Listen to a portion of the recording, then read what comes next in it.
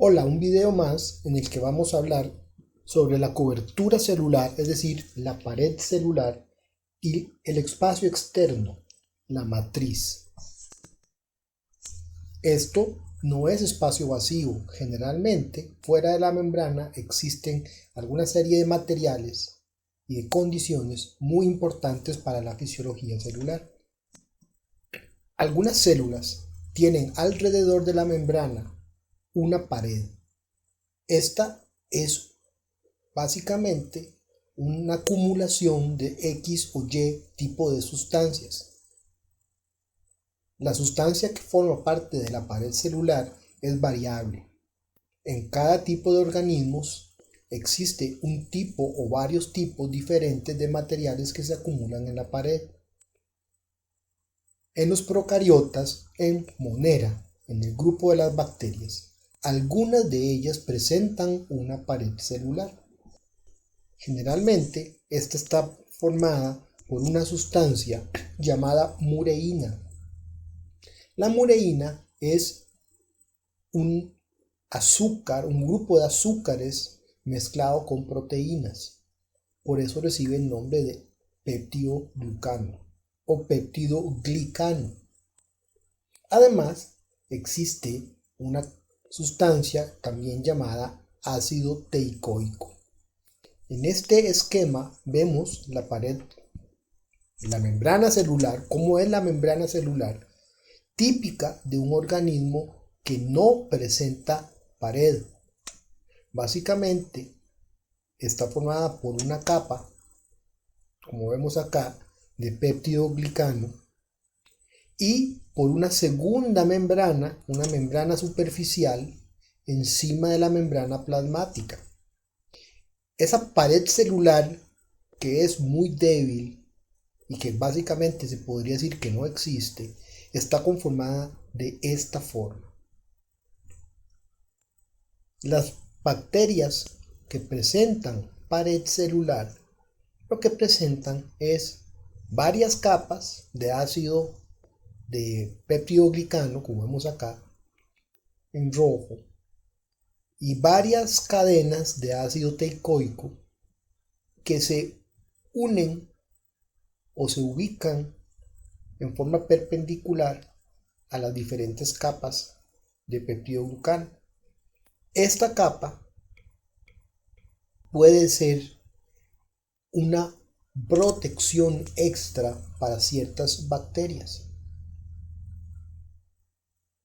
Un microbiólogo de origen danés, Gram, inventó un método mediante el cual se tiñe la pared celular cuando existe. Él utiliza una sustancia llamada violeta genciana, esta que se utiliza para curar heridas en algunos animales de forma en veterinario, digamos, que es de color morado. Esta sustancia, la violeta genciana, se puede aplicar a un cultivo de bacterias y aquellas que tienen una pared formada por diferentes capas de peptidoglicanos y de ácido teicoico van a ser teñidas.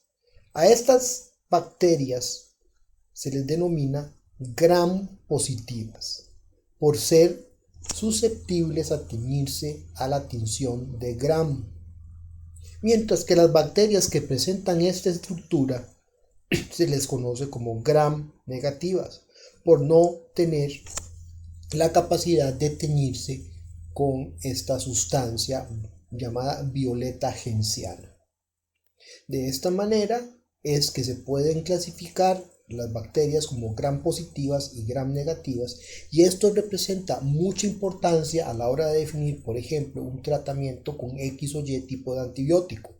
No es lo mismo para un antibiótico atravesar simplemente una capa de peptidoglicano y dos membranas que atravesar varias capas de peptidoglicano y una membrana.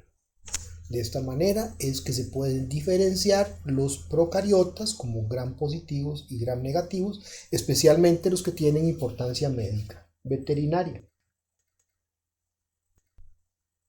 En el grupo de los protistas, que son organismos eucariotas unicelulares, y que comprende un grupo inmenso de organismos, el asunto de la pared es variable. Algunas células tienen pared, mientras que otras células no tienen pared.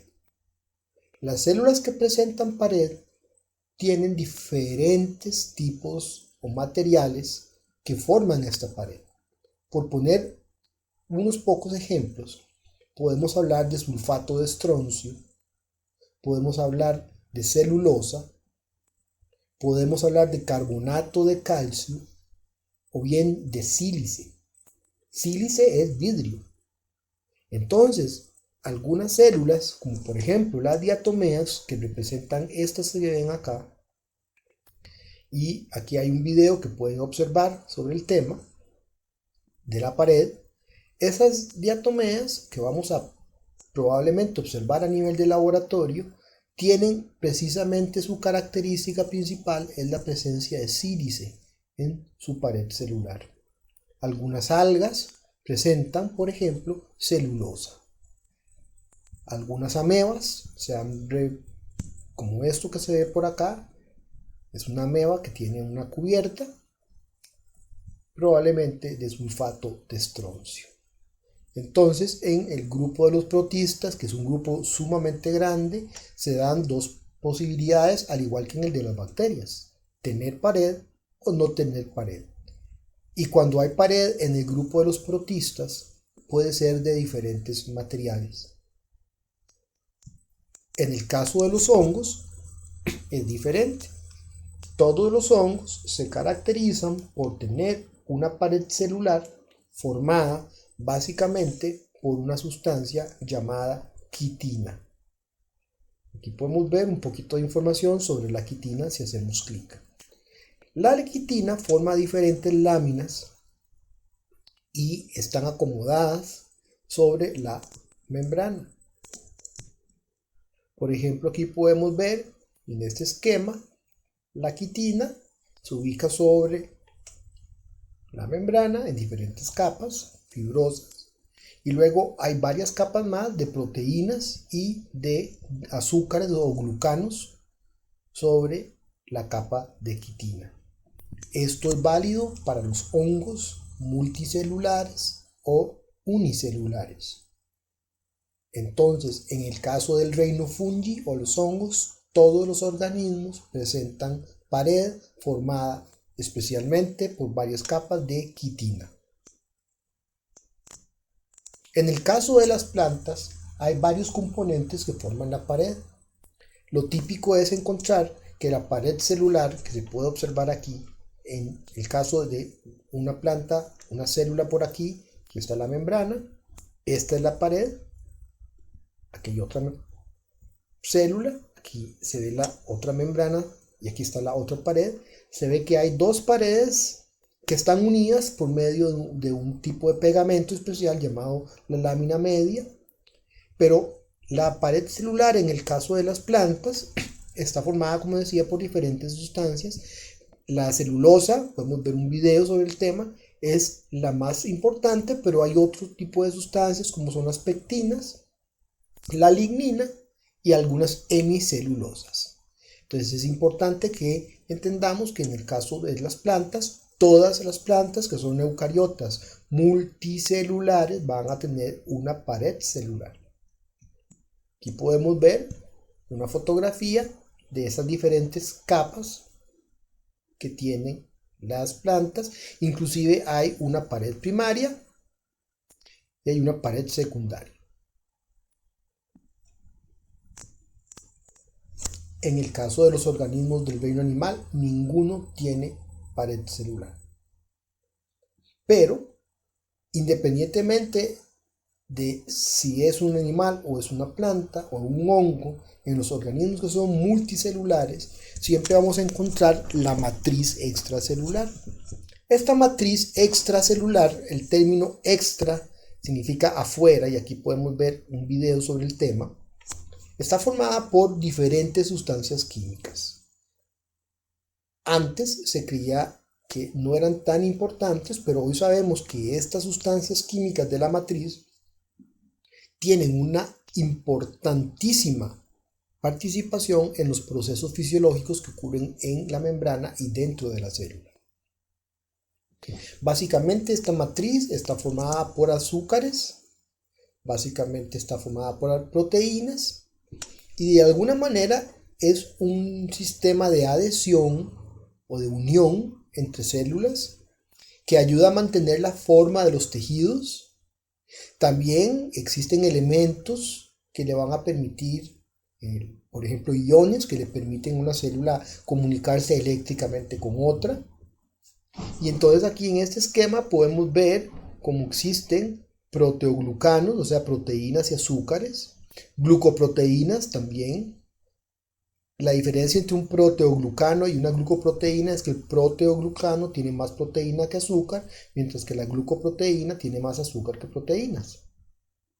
Luego hay una serie de fibras del esqueleto celular y especialmente las fibras de colágeno. En el caso de las células animales, el colágeno es el componente principal de esta matriz.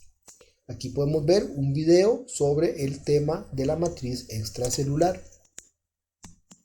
Aquí podemos ver entonces que hay una serie de sustancias, por ejemplo están las láminas, que son proteínas que unen diferentes capas, está la fibra de colágeno, están los proteoglicanos.